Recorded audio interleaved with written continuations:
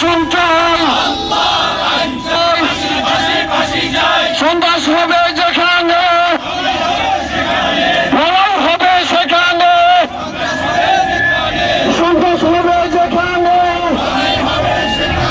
লড়াই হবে যেখানে। ফাঁসি চাই, খুনি হাসিনার ফাঁসি চাই।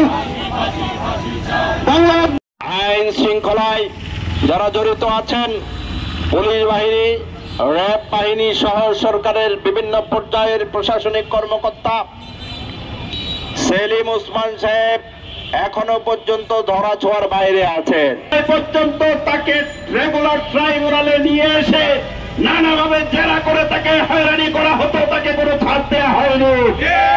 এই অসুস্থ ব্যক্তিকে যদি কোনোভাবে যদি সেই বিচারের নামে কঠিন রায় ঘোষণা হয়, প্রিয় বন্ধুরা আমার, একটি হচ্ছে মেকি বিচার আর একটা হচ্ছে আসল বিচার।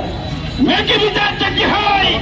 মাজলুম যে ব্যক্তি, তার উপরে যদি জুলুম হয় তখন আল্লাহর আরশ পর্যন্ত কেঁপে ওঠে।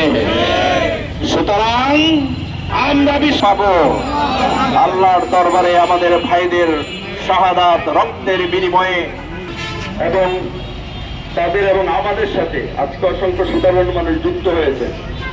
আমরা আশা করি রাজনৈতিক যে আমাদের সহমর্মিতা, সহনশীলতা যদি অব্যাহত থাকে, আওয়ামী লীগ ভারতে বসে এস আলমের টাকায়, ভারতের টাকায় যতই পরিকল্পনা গ্রহণ করুক না কেন, হাসিনা যেভাবে অনেক পরিকল্পনা করে তার আসলে যেভাবে টিকে থাকতে পারেনি, বাংলাদেশ থেকে পালিয়ে গিয়েছে, ভারত থেকে যতই পরিকল্পনা করুক না